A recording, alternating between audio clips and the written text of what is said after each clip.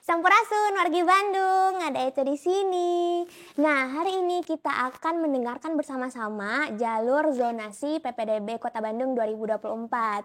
Seperti biasa, Eca nggak akan sendirian karena hari ini sudah ada bersama Eca Ibu Mia. Ya, Halo Ibu, halo apa Eca. kabar? Alhamdulillah baik. Baik Bu, hari ini kita Baik. akan bahas jalur zonasi ya Bu ya? Betul. Hari ini kita Oke. akan membahas tentang jalur zonasi, di mana jalur zonasi itu adalah salah satu jalur dari 4 jalur PPDB 2024. Oke deh, kalau kayak gitu Ayah Bunda pasti udah nggak sabar lagi. Langsung aja waktu dan tempat, Eca persilakan ke Bu Mia. Ya, makasih Eca. Silakan. Ya, Bapak Ibu, Ayah Bunda, orang tua calon peserta didik baru di Kota Bandung, kali ini kita akan membahas tuntas tentang jalur zonasi. Jalur zonasi itu adalah jalur yang diperuntukkan bagi calon peserta didik yang berdomisili di dalam wilayah zonasi yang ditetapkan pemerintah daerah kota. Dalam hal ini pemerintah Kota Bandung ya Eca ya. Iya. Nah, untuk jalur zonasi ini kuotanya jenjang SD minimal 70%. Dan untuk jenjang SMP, kuota minimalnya adalah 50%. Dari kuota 70% untuk SD dan 50% untuk jenjang SMP, itu ada juga bagi pendaftar luar kota, yaitu sebanyak 10%, tetapi ini di sekolah perbatasan saja. Oh. Ya, jadi untuk kuota 10% dari kuota zonasi diperuntukkan bagi pendaftar luar kota di sekolah perbatasan. Nah, untuk persyaratan umum jalur zonasi ini sama dengan jalur yang lainnya, yaitu yang pertama akta kelahiran atau surat keterangan lahir calon peserta didik, kartu keluarga, dan kartu tanda penduduk atau KTP orang tua. Selain ada persyaratan umum, ada juga persyaratan khusus untuk jalur zonasi. Yang pertama akte kelahiran, yang kedua kartu keluarga yang diterbitkan paling singkat 1 tahun sebelum tanggal pendaftaran PPDB atau tanggal 24 Juni 2023 dan KTP orang tua calon peserta didik. Jadi yang membedakan jalur zonasi dengan jalur-jalur yang lain itu adalah tanggal terbitnya kartu keluarga. Ya, jadi harus 1 tahun sebelum tanggal pendaftaran PPDB dan sudah ditentukan yaitu tanggal 24 Juni 2023. Nah, bagaimana dengan calon usia peserta didik untuk SD? Boleh enggak kurang dari 6 tahun? Ya, nah ini juga diatur bahwa calon peserta didik dengan usia paling rendah 5 tahun 6 bulan pada tanggal 1 Juli 2024 itu dapat mendaftar dengan melampirkan surat rekomendasi dari tim pengujian atau assessment center.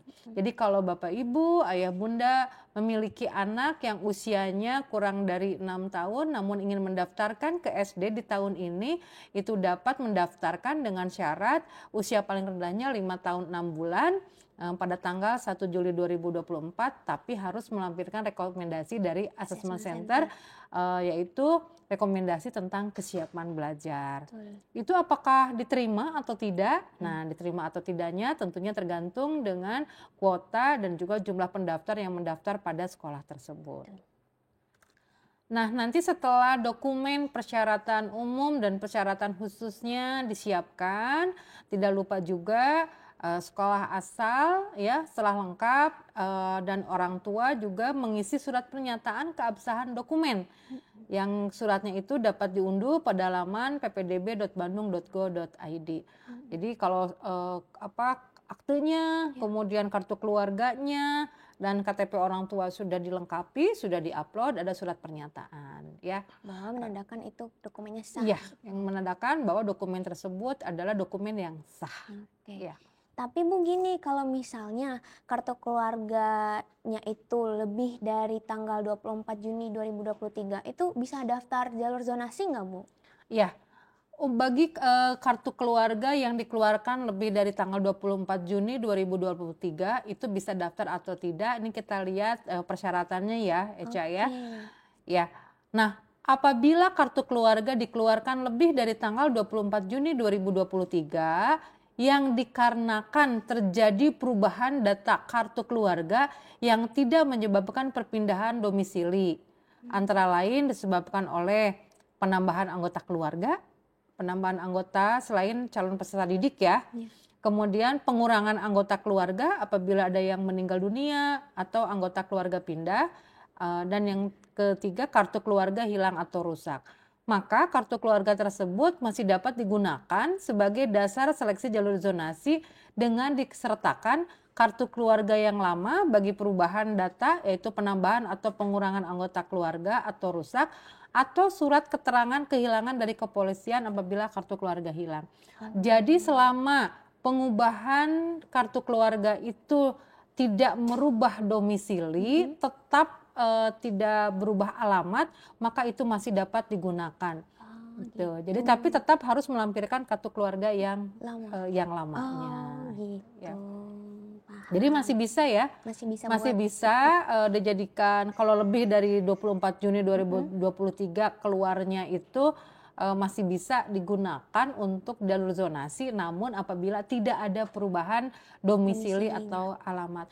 Mengapa demikian? Karena kartu keluarga itu merupakan bukti dokumen penetapan alamat tempat tinggal calon peserta didik di mana nanti akan dijadikan alat seleksi. Jadi tentunya harus betul-betul bahwa memang calon peserta didik baru tersebut sudah tinggal di sana itu lebih dari 1 tahun. Nah, kemudian ini juga untuk ketentuan tentang kartu keluarga, selain tadi dikeluarkan setelah tanggal 24 Juni 2023 karena ada hal-hal yang tadi disebutkan. Ini juga harus kita menjadi bahan perhatian, yaitu perubahan kartu keluarga karena perpindahan harus disertai dengan kepindahan domisili seluruh keluarga yang ada pada kartu keluarga tersebut. Jadi kalau misalnya perpindahan itu hanya anaknya saja yang pindah ke kartu keluarga orang lain, maka itu tidak dapat digunakan untuk mendaftar pada jalur zonasi karena pindahnya itu hanya anaknya saja. Jadi calon peserta didik tidak diikuti dengan seluruh kepindahan seluruh anggota keluarganya. Kemudian juga untuk memperkuat dokumen tersebut, nama orang tua atau wali calon peserta didik baru yang tercantum pada kartu keluarga harus sama dengan nama orang tua atau wali calon peserta didik baru. Itu sama dengan nama yang tercantum pada rapor atau ijazah jenjang sebelumnya, akta kelahiran dan atau kartu keluarga sebelumnya. Kemudian apabila terdapat perbedaan nama orang tua atau wali calon peserta didik baru, maka kartu keluarga terakhir dapat digunakan jika orang tua atau wali meninggal dunia atau bercerai sebelum tanggal penerbitan kartu keluarga terakhir yang harus dibuktikan dengan surat kematian atau surat perceraian yang diterbitkan oleh instansi berwenang.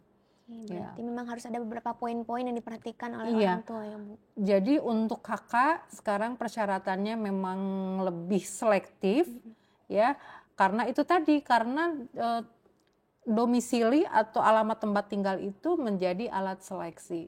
Jadi tidak ada lagi yang menitipkan anaknya ke kartu keluarga seseorang. Jadi harus jelas dia itu sudah berapa lama tinggal di sana, siapa yang dititipkannya, dan harus dengan orang tuanya. Kalaupun tadi tidak dengan orang tuanya karena karena bercerai ya, atau ada orang tuanya atau walinya meninggal sehingga dia harus ikut bersama keluarga yang lainnya, itu harus dibuktikan dengan dokumen-dokumen pendukung lainnya. Yang pasti Bapak Ibu, Ayah Bunda dan juga bagi tim verifikator validator di sekolah tujuan harus lebih jeli untuk melihat apakah memang betul calon peserta didik baru tersebut sudah tinggal di alamat tersebut lebih dari 1 tahun. Nah, untuk selanjutnya, untuk pilihan sekolah jalur zonasi, untuk calon peserta didik SD berhak memilih sekolah paling banyak 2 sekolah negeri dalam wilayah zonasi. Dan untuk SMP juga berhak memilih sekolah paling banyak 2 sekolah negeri dalam wilayah zonasi. Untuk seleksi jalur zonasi SD itu berdasarkan pemeringkatan usia. Nah, apabila nanti sampai batas kuota usianya sama, itu berdasarkan jarak dari rumah ke sekolah tujuan. Jadi Eca, kalau misalnya sebuah sekolah dia memiliki kuota 2 kelas, nah 2 kelas berarti berapa isinya? untuk SD. 50. Satu kelas 25. Satu kelas 28. Oh, 28. Ya, satu kelas 28 berarti kali 2 56. Kemudian diurutkan dari usia tertua sampai usia termuda. Yang daftar ada 60. Nah, kemudian sampai di nomor 55 itu usianya misal 6 tahun 5 bulan. 55 5 tahun 6 bulan, yang 56 5 tahun 6 bulan, yang urutan ke 57 5 tahun 6 bulan. Maka mana yang akan diterima?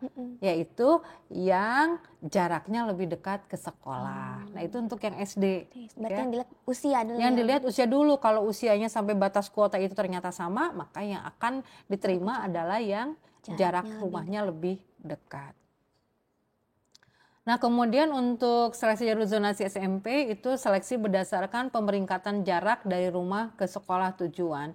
Jika pada batas kuota usia sama, maka penempatan berdasarkan usia. Kebalikannya. Iya, kebalikannya. Tapi Eca tahu tidak bagaimana cara menentukan jarak dari rumah ke sekolah tujuan itu seperti apa? Suka bingung sih Bu, karena dalam pikiran Eca ya sesuai dengan jarak yang biasa ada di Maps, tapi sebenarnya kayak gimana tuh Bu? Ya, untuk menentukan jarak dari rumah ke sekolah tujuan itu dengan menggunakan titik koordinat. Nah, jadi titik koordinat rumah diambil garis lurus ke titik koordinat sekolah. Nanti di situ akan ada jaraknya. Jaraknya misalnya 100 meter atau 500 meter. Berbeda dengan jalan yang tadi Eca sampaikan. Kalau Google Map belok kiri, belok kanan, masuk gang.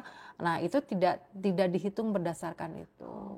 Jadi kalau ada rumahnya itu di belakang sekolah, itu tidak akan melihat jalan muter ke depan. Tetapi titiknya itu akan ditarik lurus ke sekolahnya.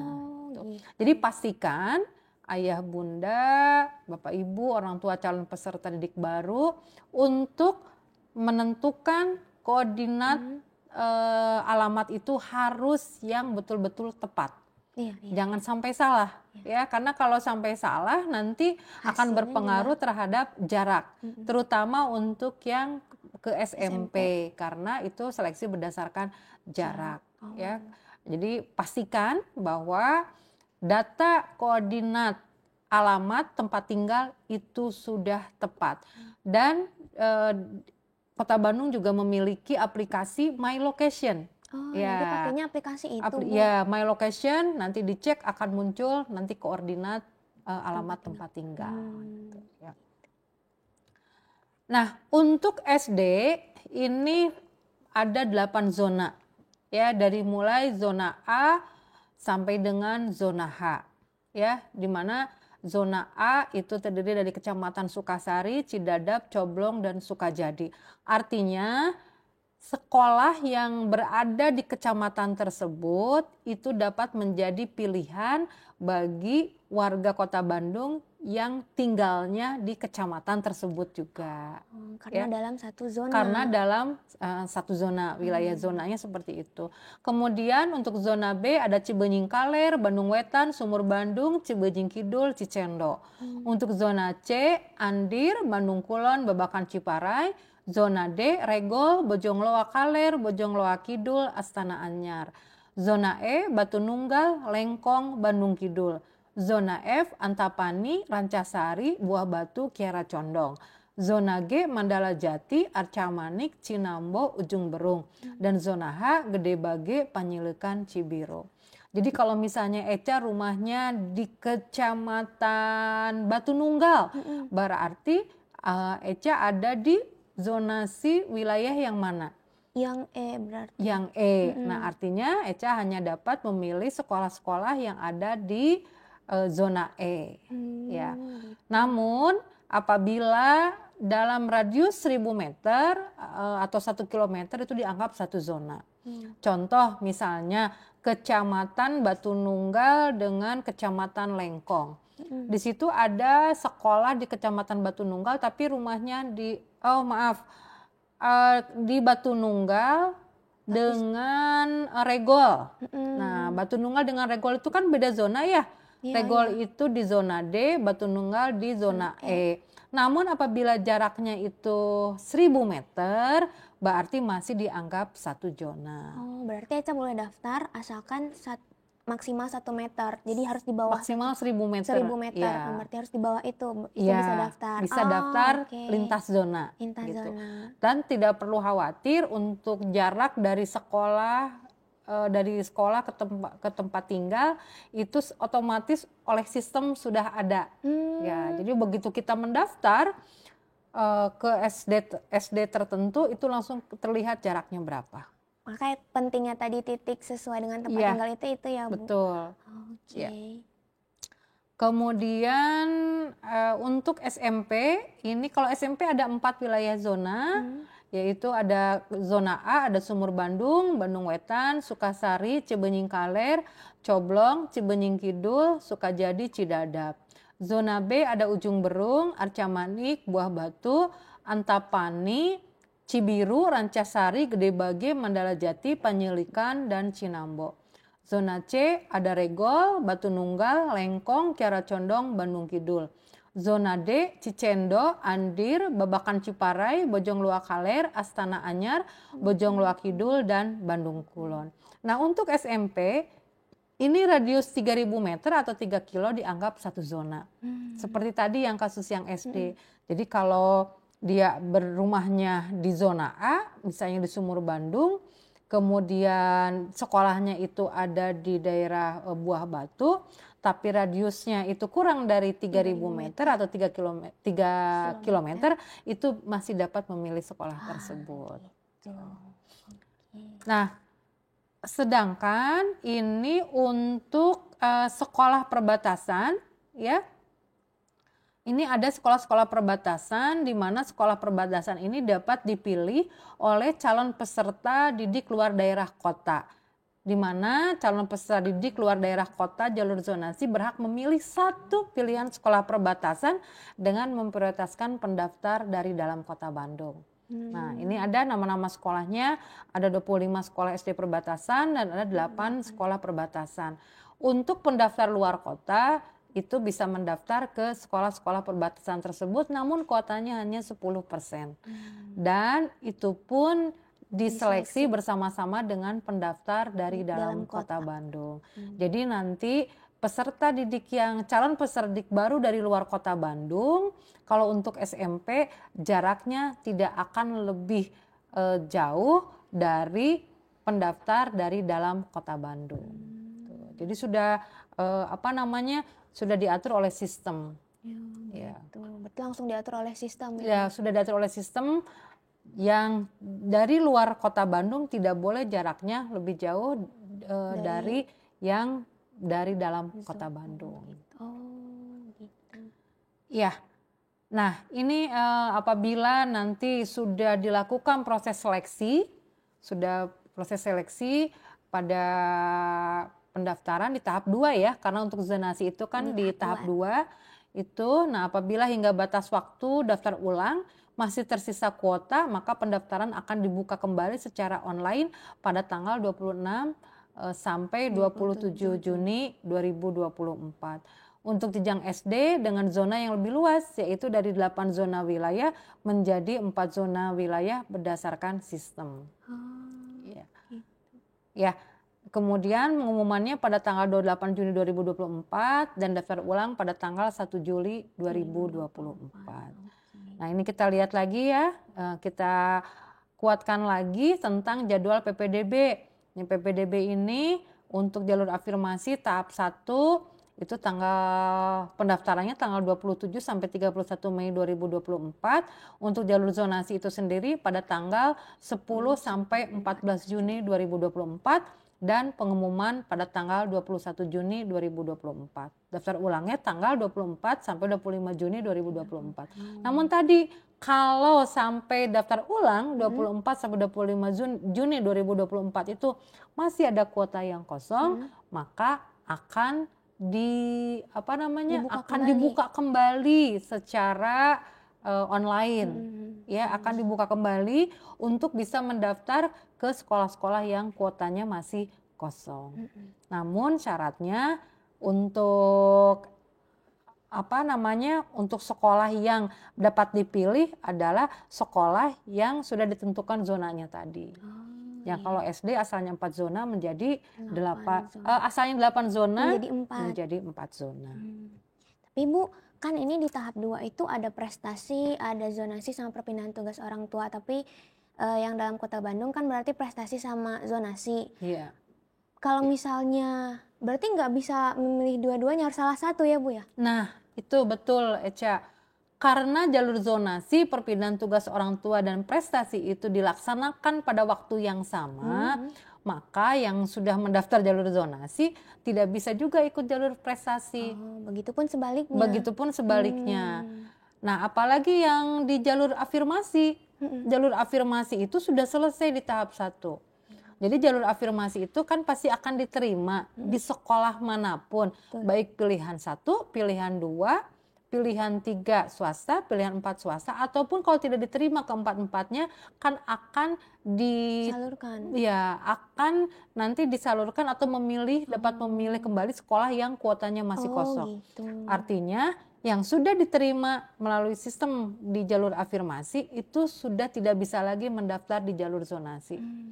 Misalnya gini, nggak jadi sekolah di sana, padahal ayah bunda orang tua calon peserta didik baru sudah memilih sekolah tersebut. Tetapi setelah dipikir-pikir nggak jadi, udah deh saya tidak akan masuk jalur afirmasi, nanti aja mau nyoba di jalur zonasi gitu. Itu tidak bisa ya, karena sistem sudah menutup. Yang sudah daftar jalur afirmasi tidak dapat lagi mendaftar di jalur zonasi. Demikian juga untuk jalur zonasi, PTO dan prestasi juga sama, harus memilih. Ya, memilih mau pakai jalur yang mana. Ya, benar-benar harus didiskusikan. Betul, oleh orang tua harus didiskusikan oleh orang tua ya. Jadi harus banyak memilah-milih, memiliki strategi mana yang peluangnya lebih besar. Oke, kalau kayak gitu. Ada lagi nggak Bu kira-kira untuk jalur zonasi ini? Iya, untuk jalur zonasi, untuk yang SD itu pilihan ke-1 itu yang berada di radius 1000 meter. Jadi nanti sistem akan melihat di radius 1000 meter itu ada sekolah mana saja. Itu harus menjadi pilihan ke-1 ya. Pilihan ke-1 di radius 1000 meter. Kalau di radius 1000 meter itu ternyata tidak ada sekolah yang bisa dijadikan pilihan ke-1 karena rumahnya memang jauh gitu ya ke SD terdekat, maka sistem akan mencari lagi atau menyeleksi lagi 2000 meter. Nanti akan muncul nama-nama SD, itu boleh dipilih sebagai pilihan pertama. Untuk pilihan keduanya itu masih dalam satu zona. Seperti itu. Jadi tidak bisa kita memilih pilihan ke-1 untuk SD yang jaraknya itu lebih dari 1000 meter. Oh gitu. Kalau misalnya hanya 1 yang di radius 1000 meter, ya berarti ya harus memilih sekolah tersebut. Karena itu adalah sekolah terdekat yang dapat dipilih. Gitu. Cukup Bu Mia untuk membantu orang tua di jalur zonasi ini? Iya, saya kira cukup untuk informasi tentang jalur zonasi, tetapi jangan khawatir karena Dinas Pendidikan Kota Bandung melalui tim PPDB 2024 tetap akan memberikan info-info terbaru dan tentunya tanya jawab sekaitan dengan permasalahan-permasalahan yang berkaitan dengan PPDB. Ya, media sosialnya apa saja Eca? Media sosialnya ini sih Bu. Ayah bunda jangan lupa untuk lihat updatean informasi PPDB Kota Bandung 2024 ini melalui Instagram Dinas Pendidikan Kota Bandung, itu ada bdg.pendidikan sama juga bdg.disdik. Terus juga ada TikToknya nih Bu kita. Namanya tuh Disdik BDG. Dan tentunya juga ada YouTube channel Dinas Pendidikan Kota Bandung yang saat ini sedang ayah bunda saksikan gitu channelnya itu. Tentu juga ayah bunda cek terus secara berkala website ppdb.bandung.go.id, begitu ya Bu ya. Iya, dan jangan lupa kalau belum subscribe harus di-subscribe biar ayah bunda nggak ketinggalan informasinya. Iya, begitu. betul. Cukup Ibu? Cukup, tapi sebelumnya saya menutup dengan pantun ya. Ini yang seru ayah bunda. Ayo Bu. Siap ya. Pergi ke pasar beli cabe. Cakep. Tak lupa juga beli apel. Cakep. Mari kita kawal PPDB PPDB yang objektif, transparan, dan akuntabel. Terima kasih Bu Mia. Jangan kapok-kapok ya Bu, Sama-sama. nanti kita ketemu lagi di sesi berikutnya. Begitu ya Bunda. Hatur nuhun, dadah.